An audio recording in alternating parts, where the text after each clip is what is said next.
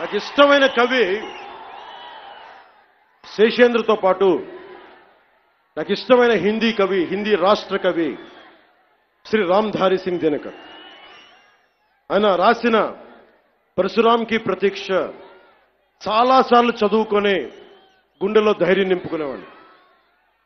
చైనాకి భారతదేశానికి మన దేశానికి యుద్ధం వచ్చినప్పుడు మీరు సైనికుల్ని బలి చేశారు, సరిగ్గా చేయలేదన్న వేదనతోటి పరశురామ్కి ప్రతీక్ష రాశారు.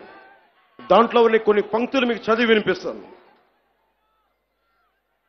वीरता जहां पर नहीं पुण्य का क्षय है, वीरता जहां पर नहीं स्वार्थ की जय है. ధైర్యం లేని చోట మంచి విలువలు క్షీణిస్తాయి, నశిస్తాయి.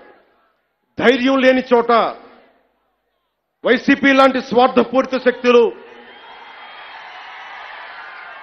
సనాతన ధర్మాన్ని మట్టిలో కరిపిస్తామని చెప్పే శక్తులు విజయ దుందుబిని మోగిస్తాయి. భిన్నత్వంలో ఏకత్వం అంటే సనాతన హిందూ ధర్మాన్ని ఒంటరి చేసి చంపడం కాదు కదా. భిన్నత్వంలో ఏకత్వం అంటే అన్ని కలుపుకొని వెళ్ళటం. విజయనగర సామ్రాజ్యం రాజులు ఆ రోజున అరబ్ దేశాల నుంచి వచ్చిన అశ్వక వర్తకులకి మాకు ప్రార్థన చేసుకోవడానికి నమాజ్కి మస్జిద్ లేదంటే మస్జిద్ కట్టించింది. సనాతన ధర్మం దాని గొప్పతనం.